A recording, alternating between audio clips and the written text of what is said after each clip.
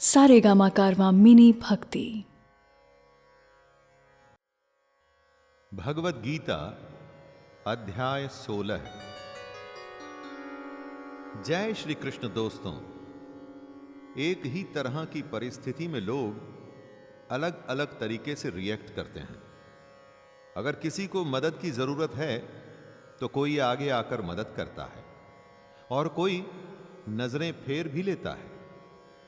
कभी सोचा है आपने कि ऐसा क्यों होता है? इसी बात का उत्तर मिलेगा आपको भगवत गीता के 16वें अध्याय में, जिसका शीर्षक है दैवासुर संपद्विभाग योग। क्यों कुछ लोग दैवी संपदा और कुछ लोग आसुरी संपदा के लक्षणों के साथ पैदा होते हैं, और क्या होते हैं ये लक्षण? मैं शैलेंद्र भारती आप सभी की आज्ञा से प्रारंभ करता हूं भगवत गीता का अध्याय 16, दैवासुर संपद्विभाग योग। जय श्री कृष्ण।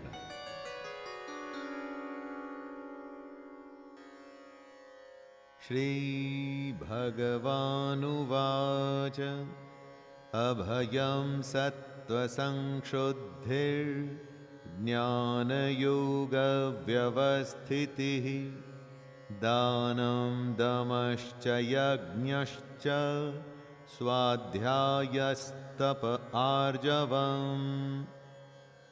भगवान कहते हैं कि जहां डर न हो, अंतःकरण एकदम स्वच्छ हो, तत्व ज्ञान को हासिल करने के लिए ध्यान योग में निरंतर प्रतिज्ञा हो, सात्विक दान हो, इंद्रियों का दमन करने की इच्छा हो, भगवान, देवता और गुरुजनों की पूजा की जाए और अग्निहोत्र जैसे उत्तम कर्मों का पालन हो, वेद शास्त्रों का पठन पाठन, कितने भी कष्ट आएं लेकिन स्वधर्म का पालन किया जाए, ये सारे लक्षण होते हैं दैवी संपदा के। संपदा का अर्थ वैसे तो धन, दौलत और ऐश्वर्य होता है दोस्तों, लेकिन दैवी संपदा के गुण हमारी दुनिया की संपत्ति से बिल्कुल अलग होते हैं। कृष्ण ऐसा कह रहे हैं कि यही तो सबसे बहुमूल्य संपत्ति होती है। अहिंसा सत्यमक्रोधस्त्यागः शान्तिरपैशुनम् दया भूतेष्वलोलुप्त्वम् मार्दवम् ह्रीरचापलम्।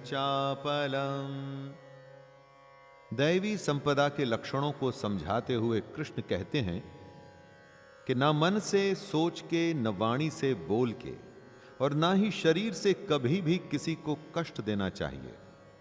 यथार्थ और प्रिय भाषण कहना चाहिए, यानी सिर्फ सच और ऐसी बातें बोलनी चाहिए जो सबको प्रिय लगें। जो आपका बुरा करें उसके ऊपर भी कभी क्रोध न करें। घमंड और अभिमान बिल्कुल भी नहीं होना चाहिए। ऐसा न सोचें कि सब कुछ करने वाला मैं ही हूं। चित्त को चंचलता से बचाकर उसे स्थिर करना चाहिए। किसी की भी बुराई न करें। सब प्राणियों पे दया की जाए। इंद्रियों में आसक्ति को न होने दें। ये सारे लक्षण दैवी संपदा से युक्त लोगों के ही हो सकते हैं।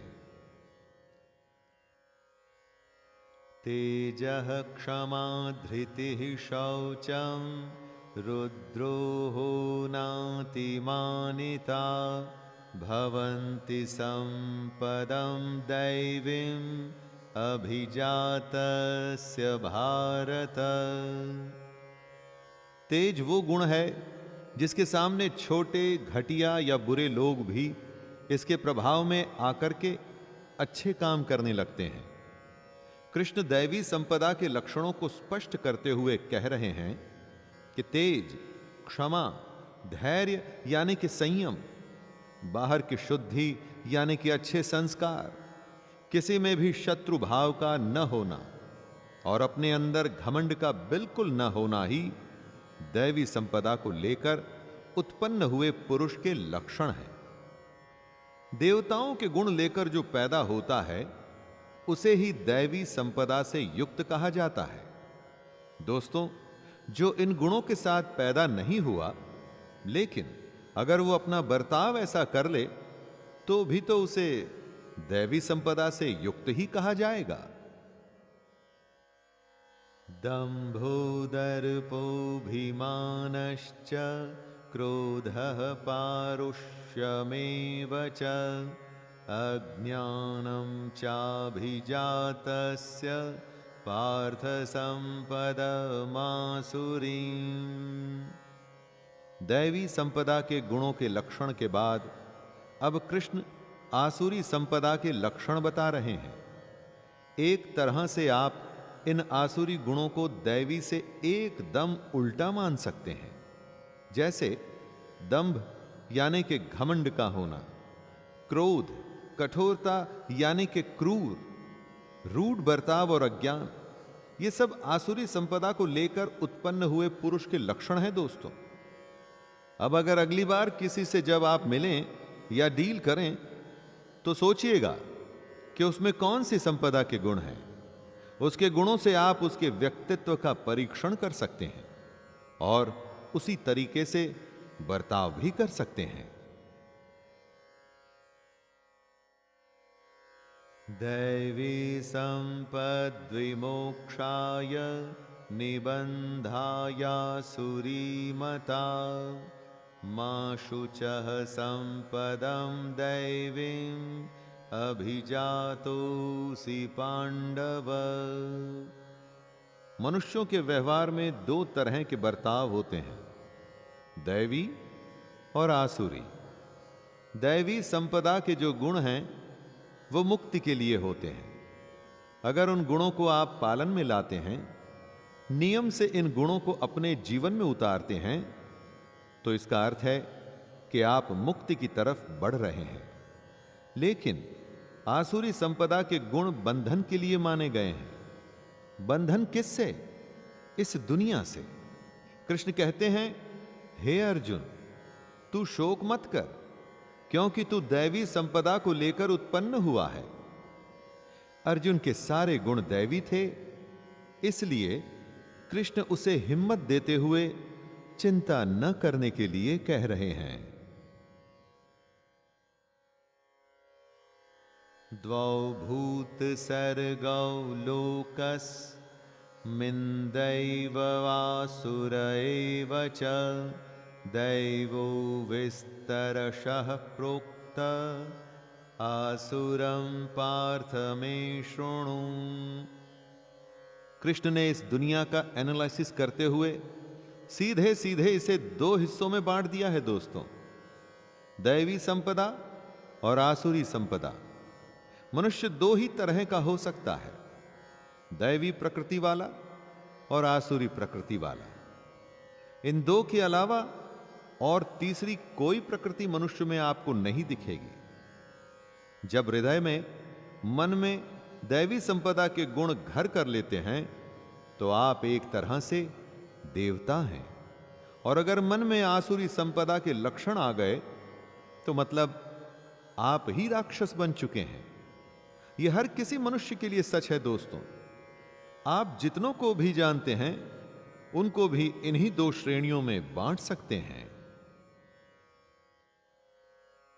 प्रवृत्तिं च निवृत्तिं च जनानां विदुरासुराः न शौचं नापि चाचारो न सत्यं तेषु विद्यते।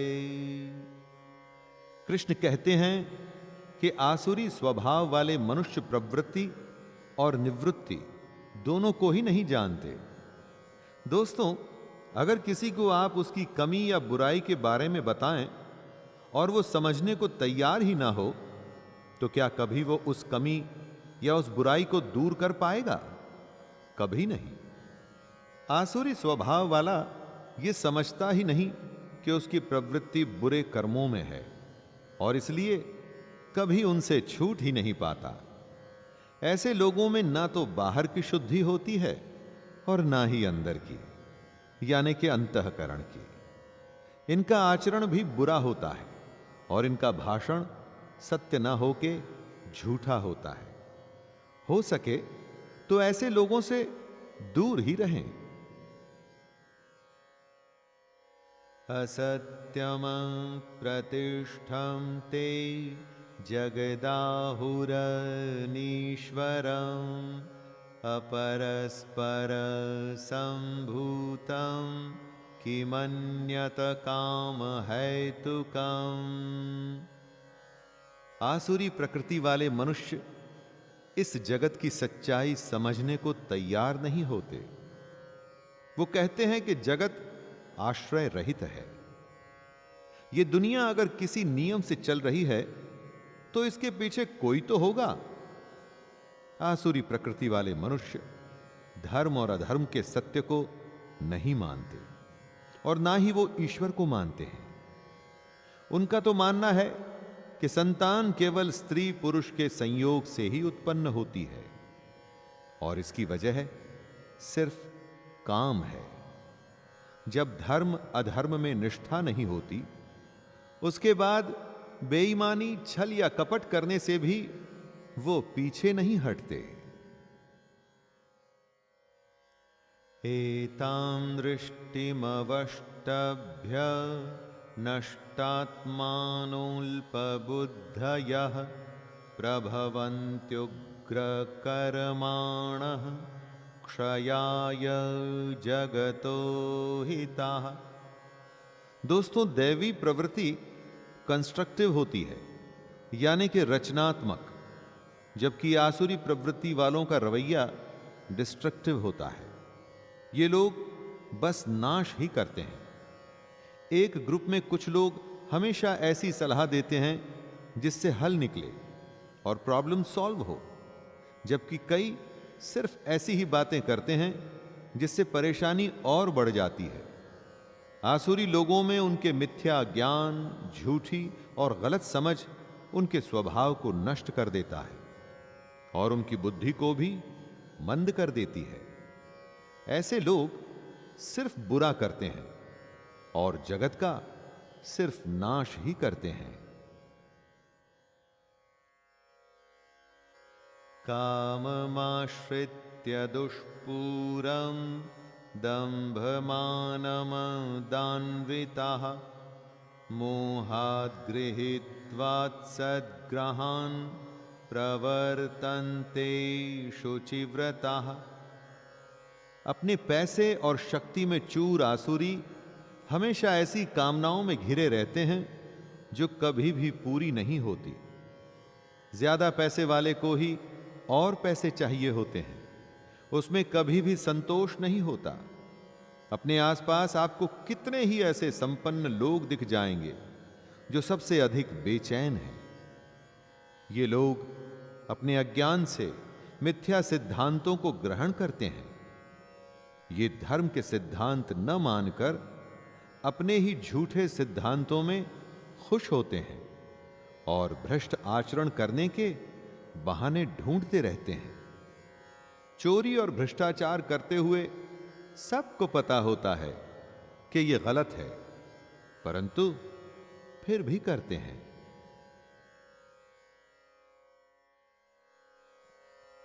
चिंतामपरिमेयां च प्रलयान्तामुपाश्रिताः कामोपभोगपरमा एतावदिति निश्चिताः।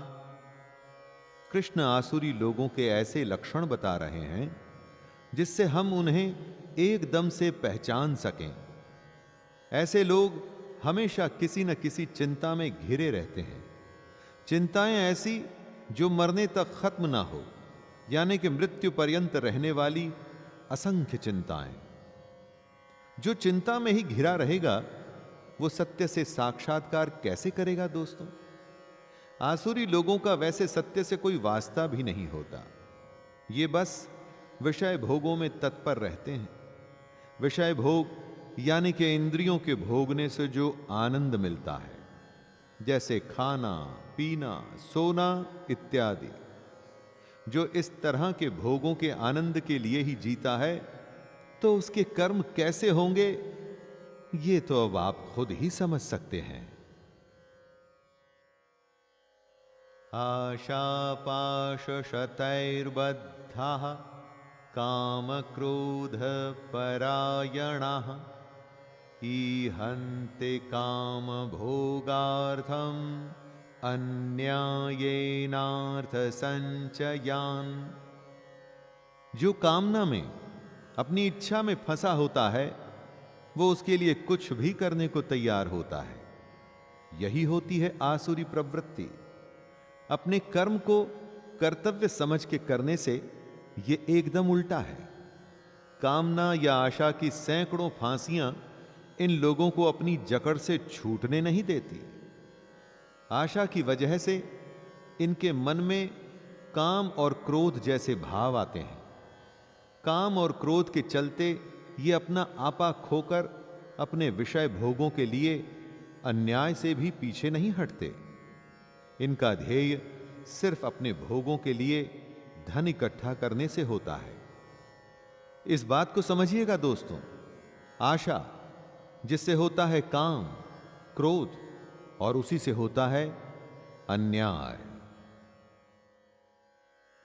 इदमद्य मया लब्धम् इमं प्राप्स्ये मनोरथम् इदमस्तीदमपि मे भविष्यन्ति पुनर्धनम्। जरूरत 2 रोटी की होती है दोस्तों, और 2 जन्म का धन इकट्ठा करके भी आसुरी मनुष्य बेचैन रहता है। क्यों? क्योंकि आसुरी मनुष्य सोचता है कि मैंने आज ये प्राप्त कर लिया है, इससे मैं ये खरीदूंगा, वो खरीदूंगा, ऐसा करूंगा, वैसा करूंगा। और जिस दिन ये खरीद पूरी हो जाती है तो कोई नई कामना, कोई नई आशा, कुछ नया प्राप्त करने के लिए विवश करती है, और ये कामना पहले से बड़ी होती है। इस बार बड़ी कार या बड़ा घर या पहले से भी महंगा गहना लेना होता है, और इस तरह से यह सिलसिला एक फांसी की तरह बस कसता हुआ चला जाता है। अधिकतर तो यह समझ ही नहीं आता, और अगर समझ भी आता है तो बहुत देर हो चुकी होती है। असौ मया हतः शत्रुर्हनिष्ये चापरानपि ईश्वरोऽहमहं भोगी सिद्धोऽहं बलवान सुखी। आसुरी प्रवृत्ति के मनुष्यों को पहचानने के लिए उनके अहंकार को पहचानना चाहिए। ये लोग ऐसा सोचते हैं कि एक शत्रु मेरे द्वारा मारा गया और अब मैं दूसरे शत्रुओं को भी मार डालूंगा। कहने का मतलब, एक जीत के बाद इनको लगता है कि अब ये जीतते ही रहेंगे, और हर जीत के बाद इनका अहंकार पहले से भी ज्यादा हो जाता है। ये लोग एक तरह से अपने आप को ईश्वर समझने लगते हैं, क्योंकि ये अपने आप को ऐश्वर्य का भोगने वाला मानते हैं। इन्हें लगता है कि ये सब सिद्धियों से युक्त हैं, और ये अपने बल और झूठे सुख में ही जीते रहते हैं। आढ्योऽभिजनवानस्मि कोऽन्योऽस्ति सदृशो मया यक्षे दास्यामि मोदिष्य इत्यज्ञानविमोहिताः अनेकचित्तविभ्रान्ता मोहजालसमावृताः प्रसक्ताः कामभोगेषु पतन्ति नरकेषु च। अपने धन और अपने बड़े कुटुंब पर अभिमान करने वाले अपने सामने दूसरे किसी को कुछ भी नहीं समझते। अपने बुरे कामों को ये यज्ञ और दान से धोने की कोशिश करते हैं, और साथ में ही अपने आमोद प्रमोद में मस्त रहते हैं। इनका जो मोह है वो अज्ञान से पैदा हो रहा है। इनका चित्त एकदम भ्रमित है। अपने अज्ञान से पैदा हुए मोह से ये लोग कभी निकल ही नहीं पाते, बल्कि इसके जाल में और ज्यादा फंसते जाते हैं। और इसका नतीजा होता है महान अपवित्र नरक। अगर ऐसे आसुरी लोगों को लगता है कि वो बच गए तो ये उनकी भूल है। आत्मसंभाविता स्तब्धा धनमान मदान्विता यजन्ते नाम यज्ञैस्ते दंभेना विधिपूर्वकम्। कृष्ण ने कहा है कि अगर आपको ज्ञान हासिल करना है तो इस तत्व को समझना होगा कि हमारा यह शरीर क्या है, आत्मा क्या है और कर्म क्या है। लेकिन आसुरी लोग इस समझ से बाहर होते हैं। ये अपने आप को ही श्रेष्ठ मानते हैं। अपने घमंड, धन और मान के नशे में बस नाम मात्र के यज्ञों को करके इन्हें लगता है कि इनके पाप खत्म हो गए। जो शास्त्र विधि से नहीं होता वो पाखंड होता है। पाखंड से कोई क्या हासिल कर लेगा। हजारों साल पहले महाभारत के समय में ऐसे आसुरी लोग थे और आज की हमारी इस दुनिया में भी ऐसे लोगों की कमी नहीं है दोस्तों। अहंकारं बलं दर्पं कामं क्रोधं च संश्रिताः मामात्मपरदेहेषु प्रद्विषन्तोऽभ्यसूयकाः। कंस श्री कृष्ण से द्वेष रखता था। उसका क्या हुआ ये तो आप जानते ही हैं। कंस उस जमाने के आसुरी मनुष्य थे। वैसे ही आसुरी लोग हमारी दुनिया में भी हैं जो कृष्ण से द्वेष रखते हैं, और उनके इस द्वेष की वजह होती है इन लोगों का अहंकार, बल, घमंड, कामना और क्रोध आदि। दोस्तों, अपनी इन बुराइयों के कारण वो ना तो अपने अंदर उपस्थित कृष्ण को देख पाते हैं और ना ही दूसरों में मौजूद कृष्ण को देख पाते हैं। आसुरी लोगों की एक बहुत बड़ी पहचान है कि ये लोग दूसरों की निंदा बहुत करते हैं। दूसरों की बुराई में इन्हें एक अलग तरह का मजा आता है। तानहं द्विषतः क्रूरान् संसारेषु नराधमान् क्षिपाम्यजस्रमशुभानां सूरीष्वेव योनिषु। कर्मों का किया कहीं जाता नहीं। अच्छे कर्म हैं तो उनका फल मिलता है दोस्तों, और बुरे कर्म हैं तो भी उनका हिसाब किताब होता है। कृष्ण कहते हैं, मुझसे द्वेष करने वाले पापाचारी और क्रूर कर्मी नराधमों को मैं संसार में बार बार आसुरी योनियों में ही डालता हूं।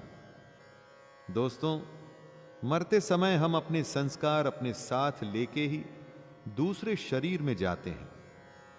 यहां हम से मतलब आत्मा से है। जब हमारी आत्मा एक शरीर को छोड़कर दूसरे में जाती है तो अपने साथ सारे संस्कार ले जाती है। आसुरी लोग इसी वजह से बार बार आसुरी योनियों में ही जन्म लेते हैं।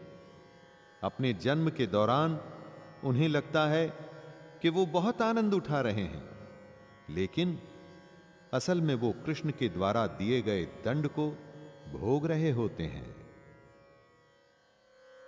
आसुरीं योनिमापन्ना मूढ़ा जन्मनि जन्मनि माम प्राप्यैव कौन्तेय ततो यान्त्यधमां गतिम्।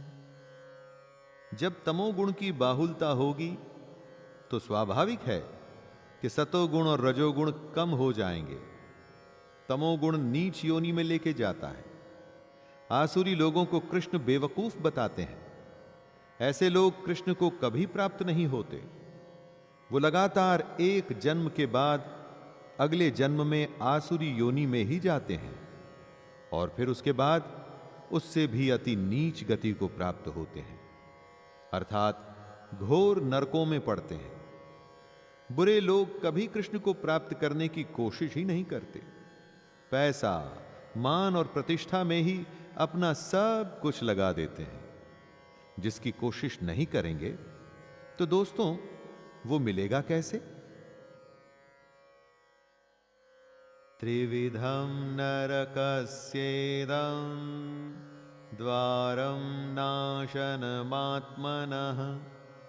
कामः क्रोधस्तथा लोभस्तस्मादेतत्त्रयं त्यजेत्। दुनिया में हर बुराई के 3 मूल कारण हैं, काम, क्रोध और लोभ। इन तीनों को कृष्ण नरक के द्वार बता रहे हैं। ये तीनों इतने बुरे हैं कि इन्हें आत्मा का नाश करने वाले अर्थात आत्मा को अधोगति में ले जाने वाला माना गया है। आसुरी प्रवृत्ति के लोग इन्हीं तीनों के वश में अपनी सुध बुध खो बैठते हैं। काम, क्रोध और लोभ आपसे हर वो चीज करवाते हैं जो आपको नहीं करनी चाहिए, शारीरिक तौर पर भी और मानसिक तौर पर भी। दोनों कष्ट इन तीनों से ही शुरू होते हैं। इनके चंगुल में फंसने के बाद कोई विरला ही होता है जो नरक से बच पाता है। अगर आपको अपना जन्म संवारना है तो दोस्तों इन तीनों को त्याग दीजिए।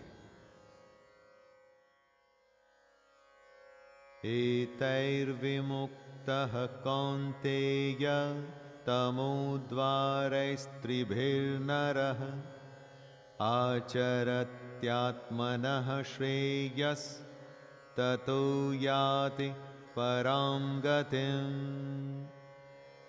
काम, क्रोध और लोभ को कृष्ण नरक का द्वार बताते हैं। जो मनुष्य इन तीनों नरक के द्वारों से मुक्त होता है वो पुरुष अपने कल्याण का आचरण करता है। अपने कल्याण का आचरण से अर्थ ये हुआ दोस्तों कि अपने उद्धार के लिए कृष्ण द्वारा बताए हुए रास्ते पर चलता है और इसीलिए ऐसे पुरुष परम गति को जाते हैं अर्थात कृष्ण को प्राप्त होते हैं। आपको अपनी भलाई करनी है या आपको नरक में जाना है, यह निर्णय आपका है। कृष्ण ने दोनों रास्ते बताए हैं आपको। हर किसी को इन दोनों रास्तों में से किसी एक को चुनना होता है।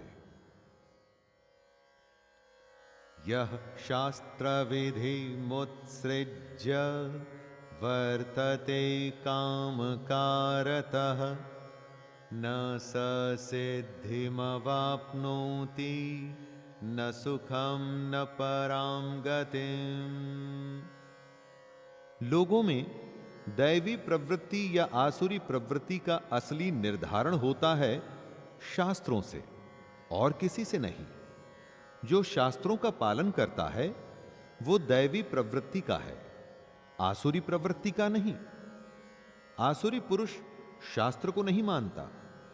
वो शास्त्रों द्वारा कही गई सही विधि को त्याग कर अपनी इच्छा से मनमाना आचरण करता है। अपने घमंड में वो मनमानी करता है, जिस वजह से ना तो उसे सिद्धि प्राप्त होती है, ना परम गति और ना ही सुख। दोस्तों, मशीन या मोबाइल या कार चलाने तक के मैनुअल होते हैं। अगर आप उनका पालन नहीं करेंगे तो आपको मालूम ही है कि क्या होगा। अगर सही विधि नहीं अपनाएंगे तो कोई भी काम कभी भी सिद्ध नहीं होगा। तस्माच्छास्त्रं प्रमाणं ते कार्य व्यवस्थितौ ज्ञात्वा शास्त्रविधानोक्तं कर्म कर्तुमिहार्हसि। कृष्ण का सबसे बड़ा ज्ञान है कर्म को कर्तव्य मान करके करना और उसके फल की आशा न रखना। आप पूछ सकते हैं कि कैसे पता चलेगा कि हमारा कर्तव्य क्या है? उसका उत्तर है शास्त्र। शास्त्र सबसे बड़े प्रमाण हैं। शास्त्र बताएंगे कि क्या कर्तव्य है और क्या नहीं। शास्त्रों के द्वारा जिस कर्म की आज्ञा दी जाए वही कर्तव्य है, वही नियत कर्म है। इसीलिए कृष्ण अर्जुन को शास्त्र विधि से कर्म करने की सलाह दे रहे हैं। और ये शास्त्र क्या है? शास्त्र है भगवद गीता। दुनिया में ऐसा कोई प्रश्न नहीं दोस्तों जिसका उत्तर गीता में नहीं। इसे सबसे बड़ा शास्त्र मानकर आप अपना कर्तव्य पूरा करते रहिए। अब जब कोई आपसे बुरा बर्ताव करे, बिना बात उल्टा सीधा कहे या आपका बुरा चाहे, तो आप समझ जाइए कि वो आसुरी प्रवृत्ति का मनुष्य है। ऐसे लोगों की संगत से जितना हो सके उतना दूर ही रहें और खुद अपनी प्रवृत्ति को दैवी बनाइए, ताकि ज्यादा से ज्यादा लोग आपके पास आएं, आपका सानिध्य चाहें। तो दोस्तों, यहीं पर मैं विराम देता हूं अध्याय 16 को, और फिर से मिलने का वादा करता हूं अध्याय 17 में। तो आज्ञा दीजिए अपने दोस्त शैलेंद्र भारती को। जय श्री कृष्ण।